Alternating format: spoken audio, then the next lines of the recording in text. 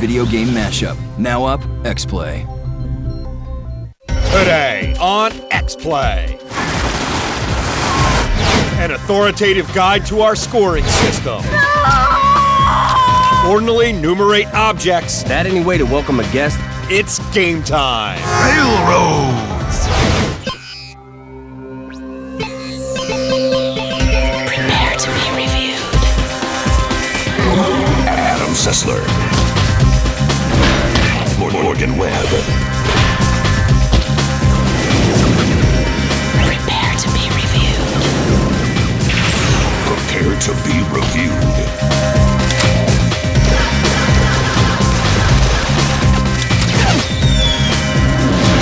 This is X-Play. Hello and welcome to X-Play. It's a new year, full of promise, hope, and the promise of a new hope. Probably re-released with digitally enhanced Mark Hamill hair bounciness or something. Every year, we like to take this opportunity to step back and make sure all our video game evaluation equipment is working normally. Making sure everything's calibrated to provide you with the very best and self-satisfied, intellectually masturbatory video game reviews. Today, we'll run reviews representative of each of our scores, those being the Hindu-Arabic numerals 1 through 5, and make sure nothing is wonky with the crappiness detection equipment. To produce true crappiness, you need the full cooperation of an entire development team. Level designers taking off early to attend their children's soccer games.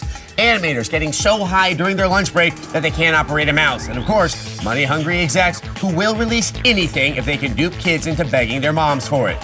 For a perfect example of this energy, here's 50 Cent Bulletproof. 50 Cent Bulletproof is a game that's 1 part hip-hop, 1 part shooter, and all parts crap. Let's detail its offerings. Well, you have 50 Cent, whose facial expression denotes an equal dissatisfaction with this muddy-colored waste of time, or someone just keeps rubbing poop on his upper lip. You can tell it's him by his bling. You know, I always wondered how Jesus would react to that cross.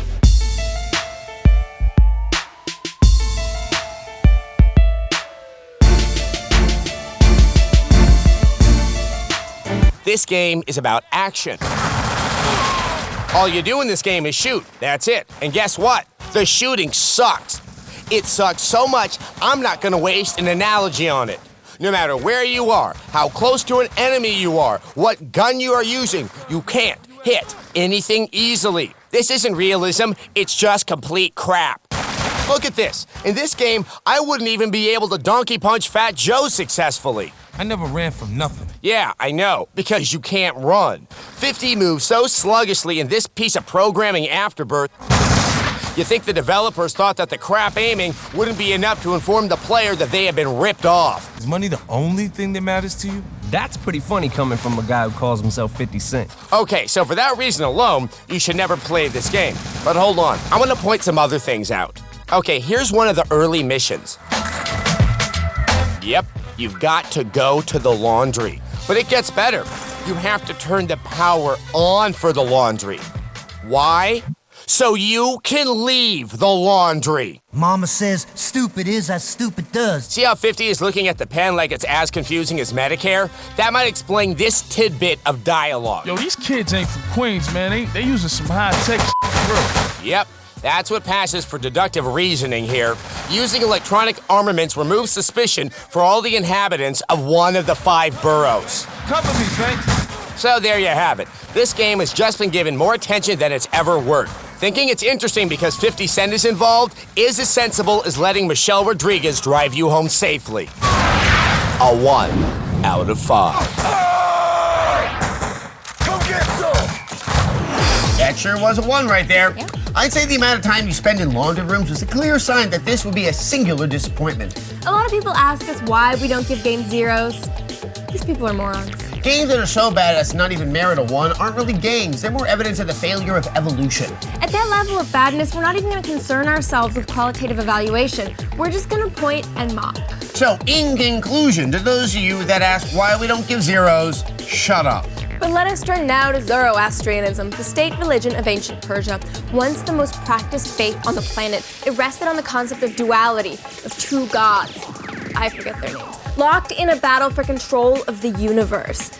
Then Zoroastrianism died, mostly because more streamlined, cost-effective religions like Islam replaced it, which just goes to show, 2 can be cool, but it'll never be great. To prove this, here's Genji, Days of the Blade.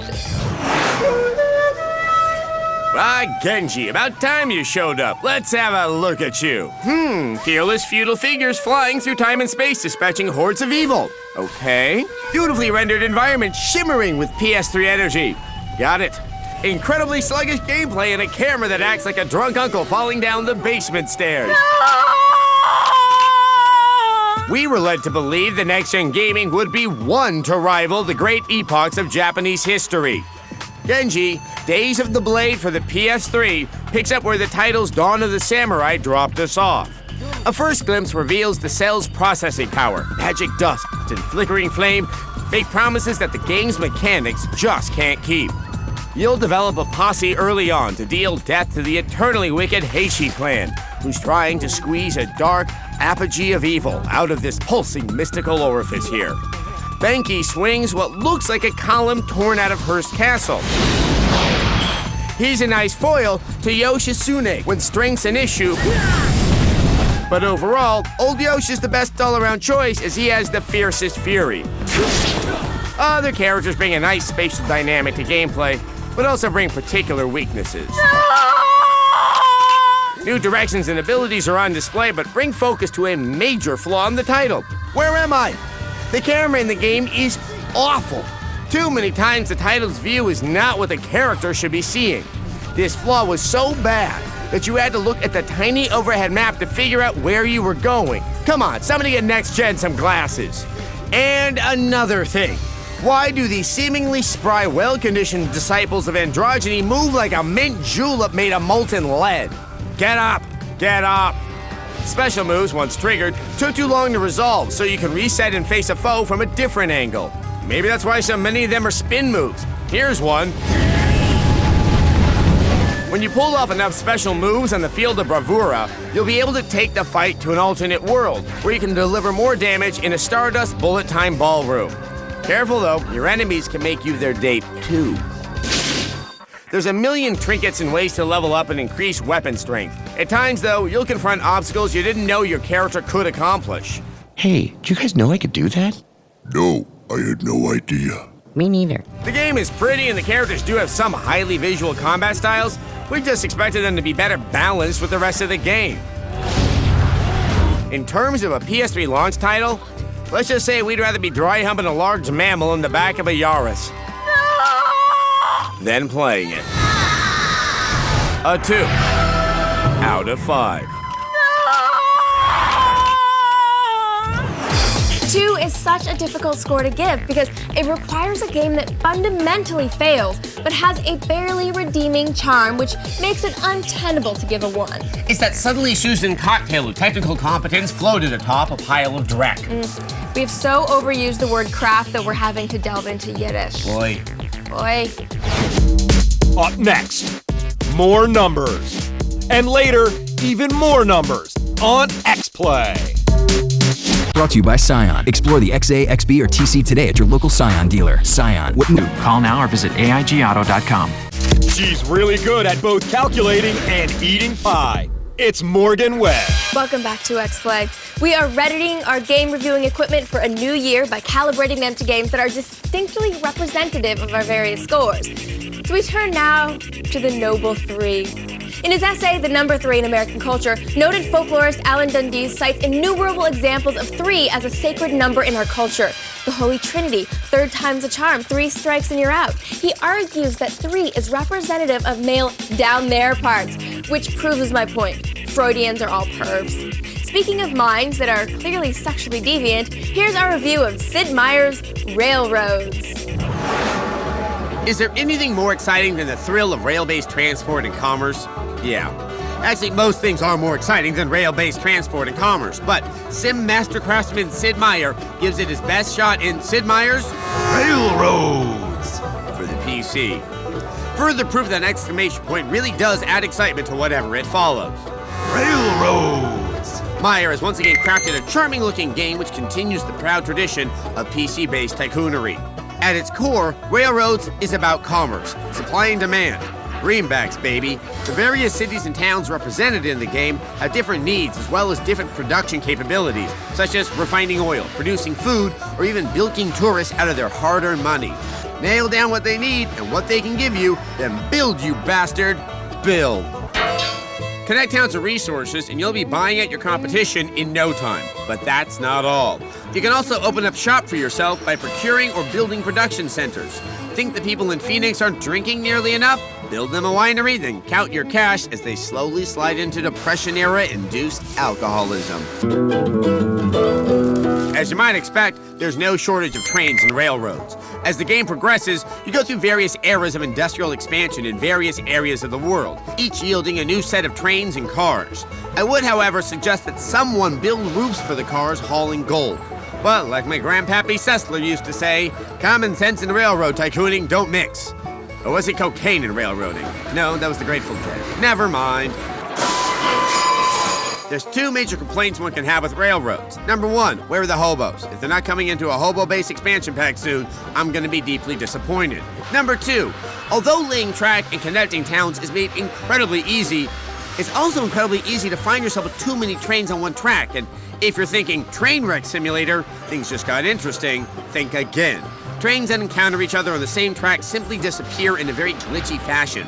You know what else disappears? Your cash flow. As trains start backing up on the tracks, that's not good business. Phoenix needs a supply of hooch pronto. Railroads!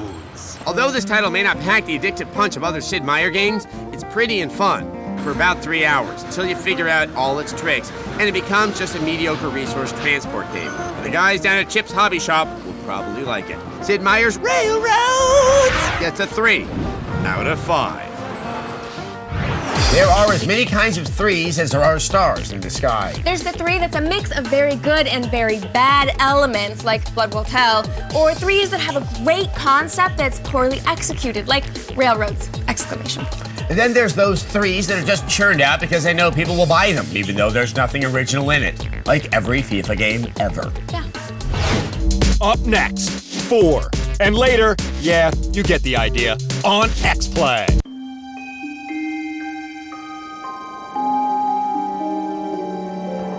G4 is like being visited by a badass video game goddess. And don't forget to text your choice to 77888.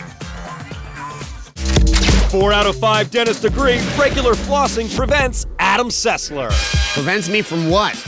Welcome back. We're giving you a primer on our scoring system and what it means. Also, we've been watching all those countdown shows on E! And got kind of jealous with all the counting they get to do. So we've finally gotten to the rich river bottom land of the scoring system. For a clear and lovely look at what a 4 is, here's Dead Rising. Hey kids, let's take a look at some commonly used phrases to see how they might pertain to zombie games. Hey, what's eating you? What's on your mind? It's what's on the inside that counts. Dead Rising for the 360 introduces Frank the Freelance Photographer. Remember that name, because the whole world's gonna know it in 3 days. A new day has risen along with the dead. And what better place for them to consume than that simmering crockpot known as the Willamette Mall? Dead Rising achieves a near-perfect balance between gallows humor and cannibalistic dread. Zombie behavior is delightfully unpredictable, aggressive, hard to kill, oddly distracted, stridently obsequious. You'll be glad to know that 360 Power delivers just about anything you find as a weapon, each with its own wicked killing mechanics.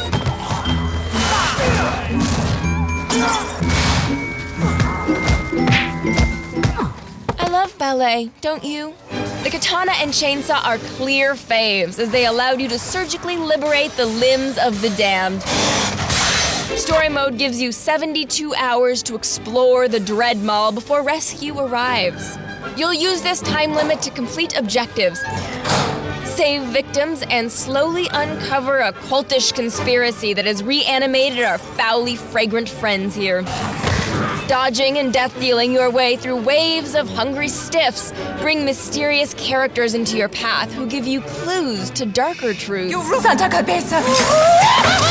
Santa Cabeza? Santa Cabeza? I don't know. Frank's a photographer, and getting the right shot pays you well. Drama, action, erotic. Fantastic. Are you serious? Dead Rising's wicked sense of humor makes every store in the mall a heavenly hive of beauteous bling. Though we were sad that we couldn't find a Spencer Gifts to buy Blacklight Zeppelin posters. Frank naturally develops a palette of pugilistic dance moves as the pile of corpses he's rendered dead again gets higher. If any venom were to drip from this pretty snake's fangs, it would be that the survivor AI was at times, well, dim. Victims you led to safety followed and then just wandered off enough to end up a lunch special. Follow me! Come on! Okay. Come on! Okay. Come on! Follow me! The targeting system was rustically imprecise. Aiming as an afterthought in a survival horror game? Come on. Frank also lacked dexterity in high-pressure situations.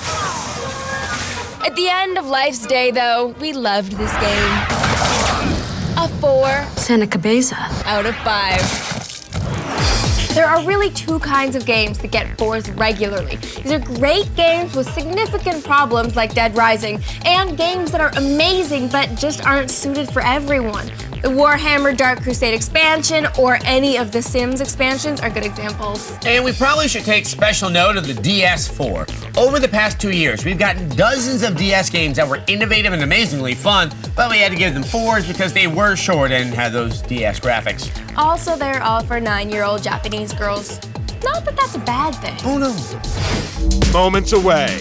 5. Yes, that's how numbers work on X-Play. You're in G-Force Video Game Mashup. More X-Play is up. It's Attack of the Show, tonight at 7 and 11 p.m. Eastern. A 5th is their favorite measurement ever. It's Adam Sessler and Morgan Webb. Welcome back to X-Play. We're ensuring strict standardization of scoring this year by giving you some bright-line examples of all our game scores. We come to our conclusion by giving you an example of a 5. Those magnificent games which, whatever minor flaws they may have, call out to us and say, buy me, you must buy me. For beauty, invention, and fun, here's our review of Okami. Don't throw away your PS2 yet. There seems to be a little bit of life left in the old bitch. If you're a dog, an artist, a furry, or just plain interested in having fun, Okami is for you. Okami is an epic quest set in a mythical, calligraphy-obsessed Japan. You play as the goddess-turned-mutt Okami Amaterasu. But why does the world need saving from a 4-pawed albino with a wet nose? What's that, Okami? A powerful demon named Orochi once forced villagers to sacrifice a beautiful maiden to his bloodthirsty whims? And a master swordsman confronted a mystical white dog he believed was one of Orochi's minions, only to find out the dog was Okami Amaterasu, goddess in disguise who ended up destroying the demon? Now 100 years after the defeat of the demon, Orochi is returned and Okami must help the descendant of the master swordsman destroy him before he blows up the earth in some hellish cataclysm? That is one smart dog. Who pees on demon? The stage is set for another Dog Bites Demon story, but what truly sets Okami's gameplay apart is the Celestial Brush. This watercolor set of the gods allows you to alter the world at its most fundamental and existential core. During the game, you can pause the action at any point and draw on the screen with your brush. This lets you create wind, unleash a fireball, or cut enemies in half. It is impossible to miss Okami's visually stunning woodcut art style. The world Okami explores is a cold and dying place. It's your goal to paint it with as much color as possible. Okami even leaves flowers in her wake. Womanhood. But the visual jolt Okami injects into your optic nerve is just the beginning.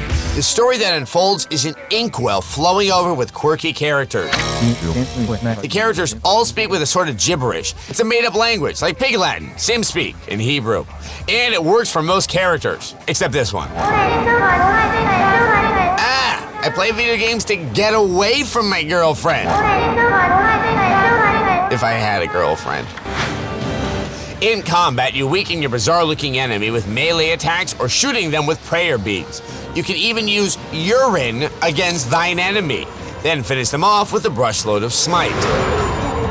Even if it isn't all that challenging, Okami is still overwhelmingly beautiful and complex, just like womanhood. Like the goddess herself, Okami is a powerhouse. Radiant, inventive, fun, this game is something truly special that's made us a believer in artistic expression. What's that, Okami? Morgan fell down a well? In the well, she discovered a race of subterranean people who have forced her to be their queen? And you want a 5 out of 5? Oh, you always know the right thing to say. Okami gets a 5 out of 5. So, that's our scoring system. And to answer the biggest question about our scoring system, let's go to viewer mail. Today's viewer mail comes from absolutely everyone. Dear XPlay, why do you use a 5-point scale to score games? You should use something more precise, like a 10 or 100-point scale. Well, thanks for the question, everyone, and now allow us to answer it once and for all. Our system is better because it recognizes that scores are broad generalizations. For example, a popular website gave Mobile Suit Gundam Crossfire a score of 3.0 out of 10. They gave Torino 2006 a 3.9. What is the difference? Both games suck. All the score is going to be able to communicate to you is that the game is bad. If you want more nuance on the suckage, you have to actually go and read the review. See, on a 10-point scale, everything under 5 just means this game ain't worth buying, so there's no real difference. And there's no real nuance to a score difference of 2 or 3/10 of a point. Our scores at least give sweeping generalizations for you to use as a guide. And the place you can always find quality sweeping generalizations, why, that's XPlay. Today on XPlay. Yeah!